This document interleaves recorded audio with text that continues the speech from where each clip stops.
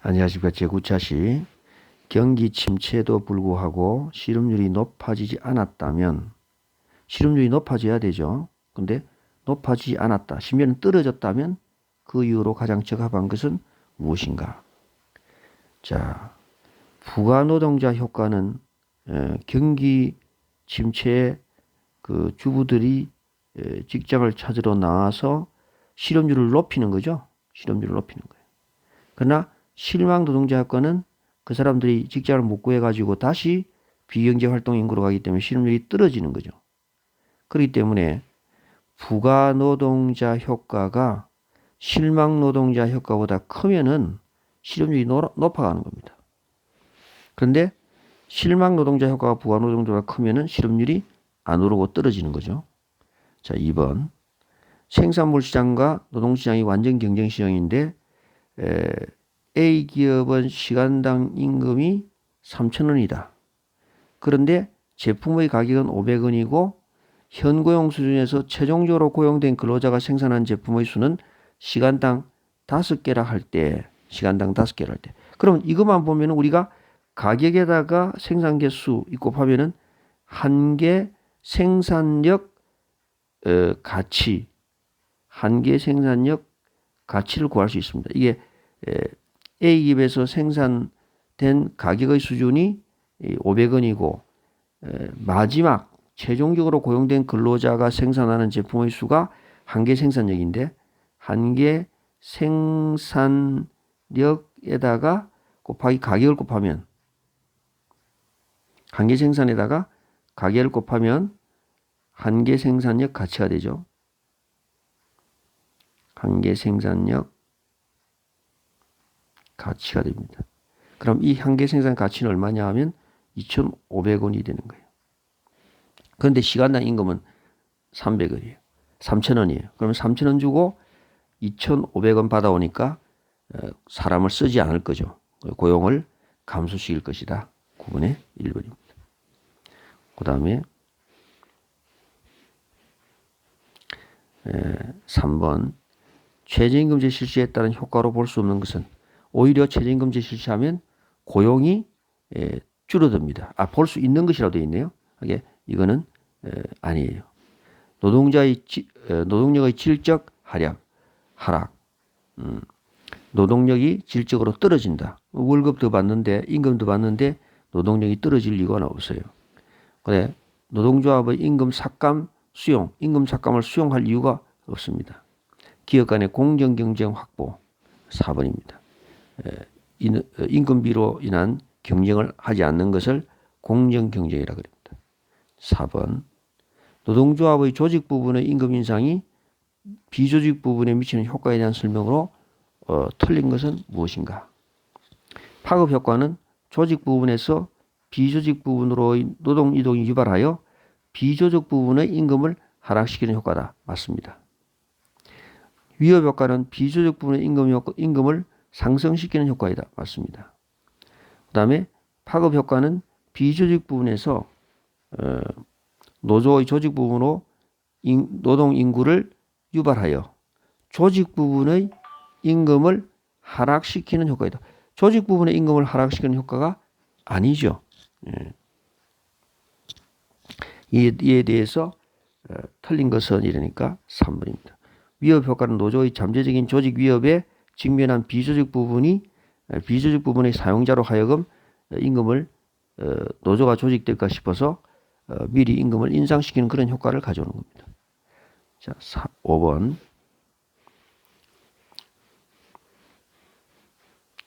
실질 임금의 정의로 가장 옳은 것은 무엇인가? 실질 임금은 물가 수준을 반영하여 그 구매력으로 평가한 임금을 말하는 겁니다. 2번. 6번. 기혼 여성의 경제활동 참가를 증가시키는 요인은 무엇인가? 요인이 아닌 것은 무엇인가? 남편이 근로소득이 감소하면 여성이 경제활동 참가를 높이는 거죠. 그 다음에 파트타임 고용시장이 발달되어도 여성이 가정에 자녀를 육아를 돌보다가 근로활동 경제활동 참가를 높이는 겁니다. 근데 여기에 보상 요구 임금이라는 게 있어요.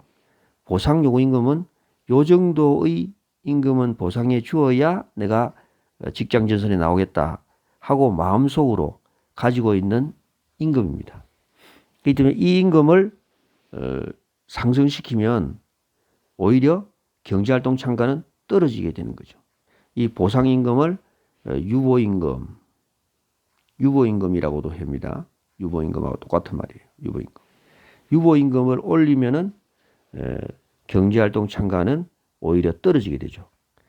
어느 정도를 주어야 경제활동 하겠느냐 하는 선이 유보임금이니까. 그래서 6번에 2번입니다. 7번에 A국의 실업률을 계산하면 어떻게 되느냐. A국의 총인구. 총인구는 중요한 게 아니에요. 생산 가능 인구가 중요하다 그랬습니다. 내가. 생산 가능 인구 중에서 그 경제활동 인구와 비경제활동 인구가 되어 있습니다. 그런데 여기에 취업 인구가 60명이고 실업 인구가 5명이면은 이 두 개를 합하면 65명이 경제활동 인구예요. 그래서 65명 중에서 5명이 실업률이니까 실업률은 65분의 5 곱하기 100이 되겠습니다. 7번에 4번이 되겠습니다. 그 다음 8번 임금 격차 원인으로서 통계적 차별. 통계적 차별은 여기 있는 설명 그대로 기억해 두셔야 됩니다. 사용자가 근로자의 생산성에 대한 불완전한 정보를 갖고 있기 때문에 평균적인 인식으로 임금을 결정한다. 이것이 그때 통계적 차별이 발생한다. 그렇게 이야기합니다. 그 다음에 다음 노동자의 주된 조직 형태는 뭐냐? 우리나라 노동조합의 주된 조직 형태는 전부 다 기업별 노동조합 형태를 띠고 있습니다. 우리나라는 거의 다가 기업별 노동조합 형태를 띠고 있다. 이렇게 보면 되겠습니다. 그 다음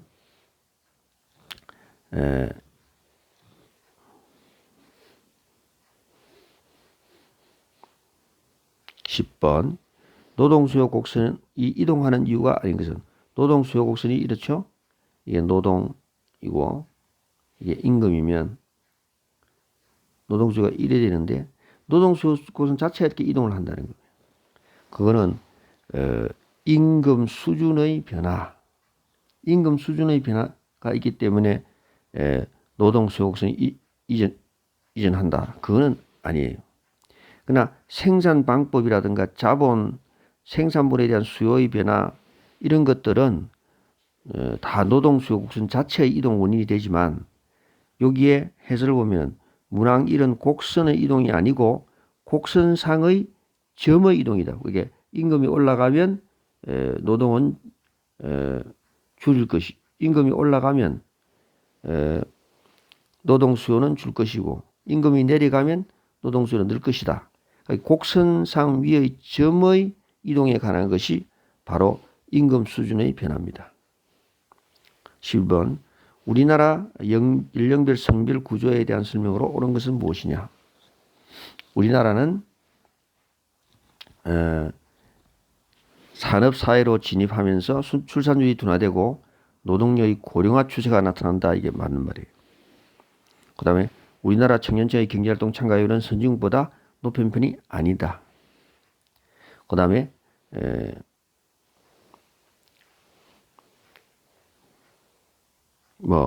나머지는 다 참고로 보시면 되겠습니다. 12번 사용자의 자유로운 채용이 허락되어 채용 후에 일정 견습 시간이 지나 정식 조건이 되면은 노동조합에 반드시 가입해야 되는 것은 유니온샵입니다. 3번. 그 다음에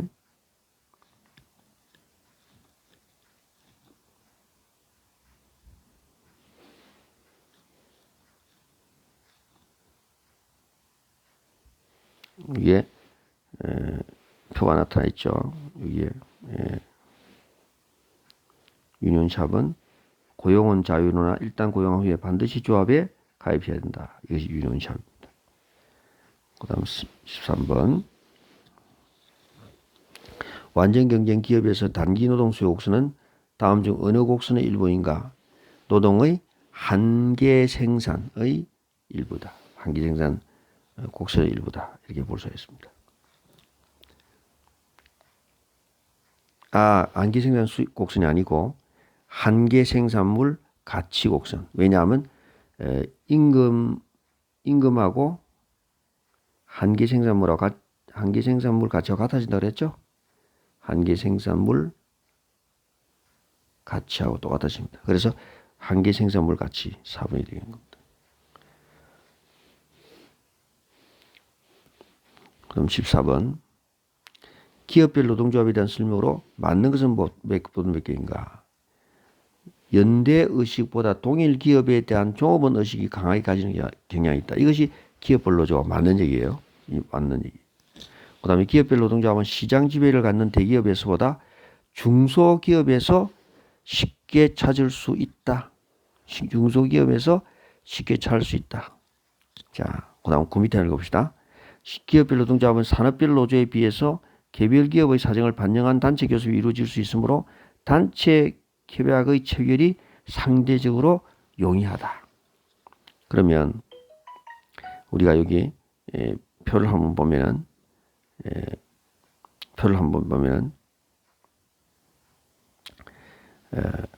이 직업 산업별 노조하고 기업별 노조의 차이를 이렇게 보면요.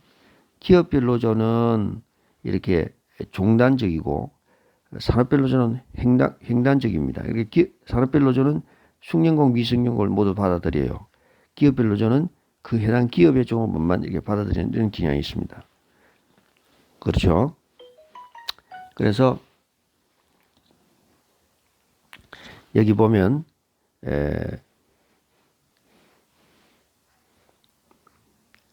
기업별 노조는 시장 지배를 갖는 대기업에서보다 중소기업에서 쉽게 찾을 수 있다. 우리나라는 거의 다가 다 기업별 노조 형태로 되어 있습니다. 그런데 그 대기업에는 상위 대기업이든 중소기업이든 상위 노조가 전부 다 그 산별 노조로 되어 있기 때문에 우리나라는 뭐 어떻다고 이렇게 딱 말하기는 힘들겠지만은 일반적으로 중소기업 조그만한 단위의 기업에서는 다 단위 기업별 노동조합을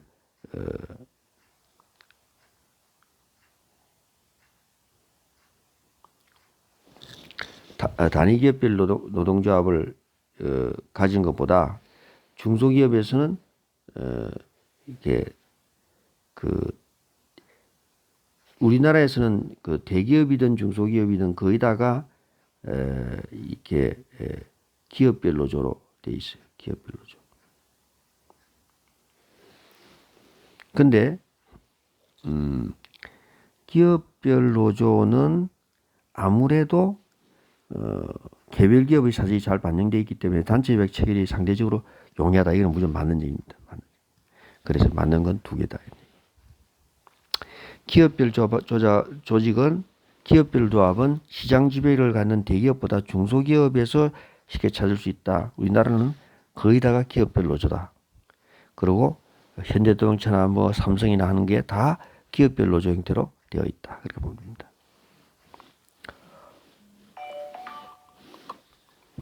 고정급제가 아닌 것은 성과급제. 그 다음에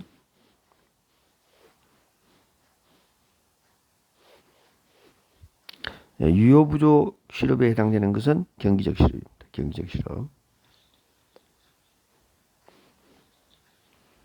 그 다음에 실업 결혼 곡선에 대한 설명 중 틀린 것은 실업 결혼 곡선은 여기에 실업자 수가 증가하면 미충은 공석수는 감소한다. 실업자들이 공석을 메꾸기 때문에 그렇다. 이런 이론이 있습니다. 자, 그러면 실업 결혼 곡선에서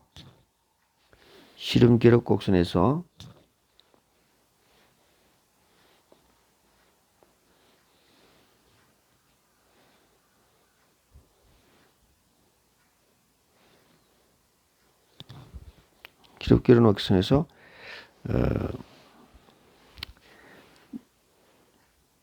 마찰적 실업이나 구조적 실업을 구분하는 것이 가능하지 않다. 3번이 틀린 겁니다.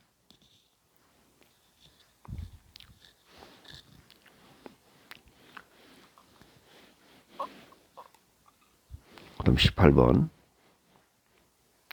후반 굴절의 노동국 곡선 어느 정도 일정 지나고 나면 소득 효과가 커서 노동 공급을 오히려 줄인다. 그런 이론이죠.